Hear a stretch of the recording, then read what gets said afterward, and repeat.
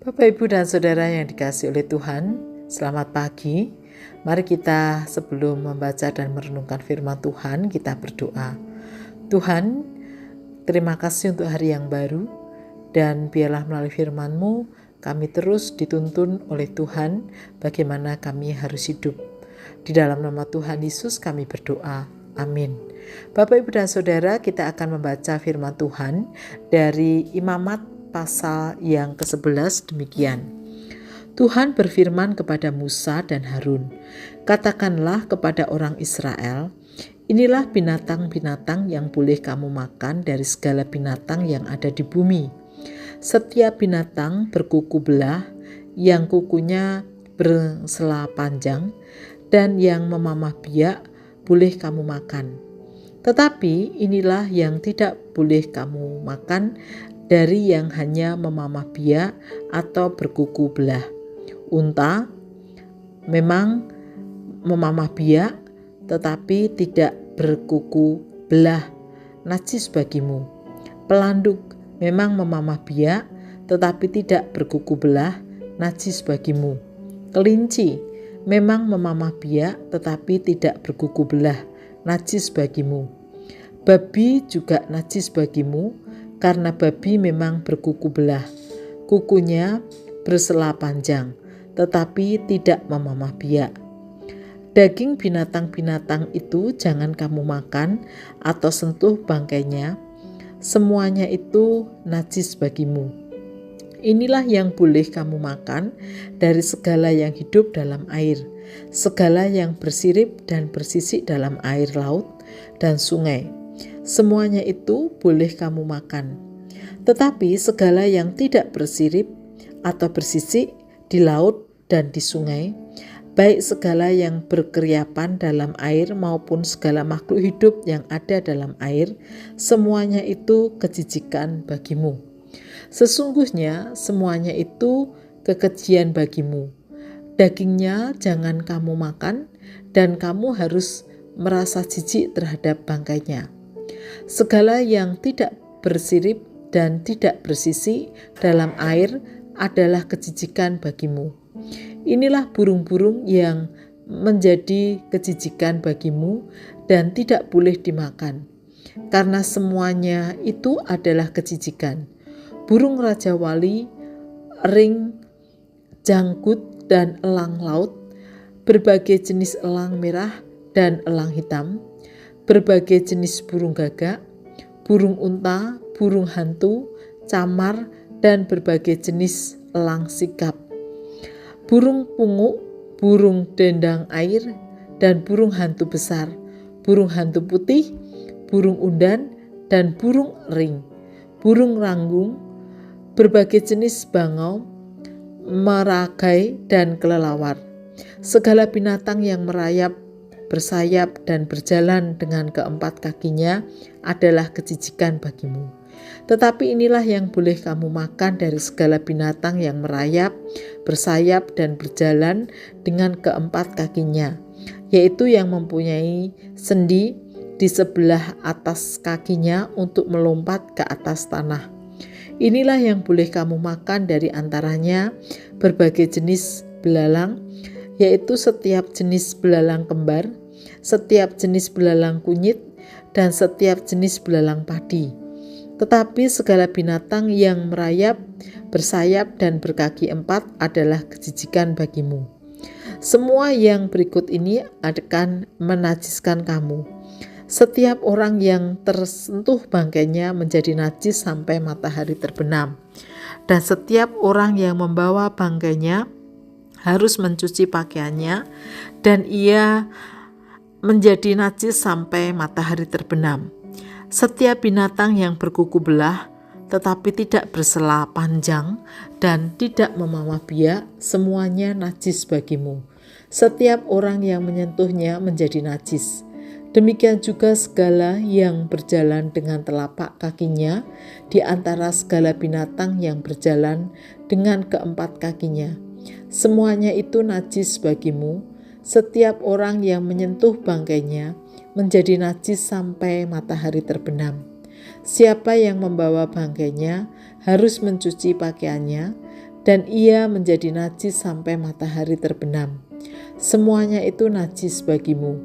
Inilah yang najis bagimu di antara segala binatang merayap yang berkeriapan di atas bumi, celurit, tikus, dan berbagai jenis katak, serta landak, biawak, dan kadal, juga siput dan bunglon.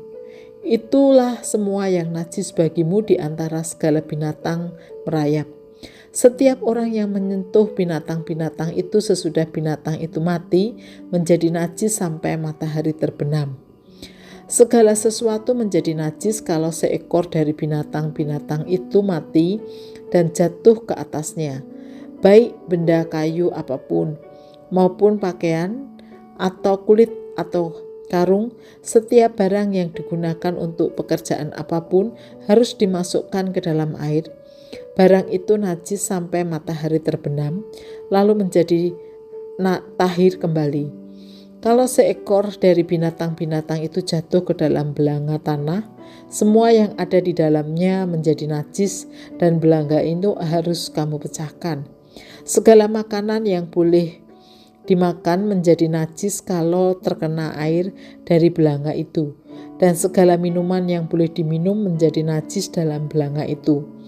Kalau bangkai salah satu dari binatang-binatang itu jatuh ke atas sesuatu benda itu menjadi najis. Pembakaran roti dan anglo harus diremukkan, karena semuanya itu najis dan harus najis juga bagimu. Tetapi mata air atau sumur yang menampung air tetap tahir, sedangkan siapa yang menyentuh bangkai binatang-binatang itu menjadi najis. Apabila bangkai salah satu dari binatang-binatang itu jatuh ke atas benih apapun yang akan ditabur, benih itu tetap tahir. Tetapi apabila benih itu telah diberi air lalu ke atasnya jatuh bangkai salah satu dari binatang-binatang itu, maka benih itu najis bagimu. Apabila salah seekor binatang yang menjadi makanan bagimu mati, maka siapa yang menyentuh bangkainya menjadi najis sampai matahari terbenam. Siapa yang makan bangkainya itu harus mencuci pakaiannya, dan ia menjadi najis sampai matahari terbenam. Demikian juga siapa yang membawa bangkainya harus mencuci pakaiannya, dan ia menjadi najis sampai matahari terbenam. Segala binatang merayap yang berkeriapan di atas bumi adalah kejijikan, janganlah dimakan. Segala yang berjalan dengan perutnya dan segala yang berjalan dengan keempat kakinya atau segala yang berkaki banyak, semuanya yang termasuk binatang merayap yang berkeriapan di atas bumi, janganlah kamu makan, karena semuanya itu adalah kejijikan. Jangan kamu menjijikkan dirimu dengan setiap binatang merayap yang berkeriapan, dan jangan kamu menajiskan dirimu dengan semuanya itu, sehingga kamu menjadi najis karenanya. Sebab akulah Tuhan Allahmu, haruslah kamu menguduskan dirimu, dan haruslah kamu kudus, sebab aku ini kudus. Janganlah kamu menajiskan dirimu dengan setiap binatang merayap yang berkeriapan di atas bumi. Sebab akulah Tuhan yang telah membawa kamu keluar dari tanah Mesir, supaya menjadi Allahmu. Jadilah kudus, sebab aku ini kudus. Itulah hukum tentang binatang berkaki empat, burung-burung dan segala makhluk hidup yang bergerak di dalam air, dan segala makhluk yang merayap di atas bumi. Hukum itu untuk membedakan antara yang najis dengan yang tahir, antara binatang yang boleh dimakan dengan yang tidak boleh dimakan. Bapak, Ibu, dan saudara-saudari yang dikasihi oleh Tuhan, teks yang kita baca adalah tentang bagaimana umat menjaga dirinya agar tahir atau suci, khususnya dalam menghadap Tuhan, yaitu mulai dari apa yang mereka makan, sentuh, dan gunakan. Soal makanan diatur, ada yang boleh dan ada yang tidak boleh, karena menjadikan umat tidak tahir atau tidak suci. Soal yang disentuh atau dipegang yaitu barang atau hal yang dianggap membuat umat tidak suci. Soal apa yang digunakan juga ada barang-barang atau alat-alat yang juga dianggap tidak suci, yang membuat umat yang menggunakannya dianggap tidak tahir. Ketidaktahiran atau ketidaksucian memang tidak selamanya ada batas waktu tertentu, yaitu khususnya setelah matahari terbenam dan mereka bisa melakukan pentahiran. Mengapa hal tersebut diberikan kepada umat? Yaitu untuk menjadikan umat Tuhan kudus. Ayat 44 menegaskan, "Akulah Tuhan Allahmu, haruslah kamu menguduskan dirimu dan haruslah kamu kudus, sebab aku ini kudus." Jadi, motivasi dasar tentang pengaturan hal-hal makanan yang disentuh dan yang digunakan adalah agar umat terjaga dalam kekudusan. Sebagaimana Tuhan adalah kudus, sehingga umat menjadi cerminan bagaimana Tuhan yang disembah adalah kudus. Bapak, Ibu, dan Saudara yang dikasihi oleh Tuhan, pada masa kini banyak orang lebih senang membicarakan tentang yang boleh dimakan atau tidak dimakan, yang haram atau tidak haram, namun melupakan dasar dari aturan tersebut.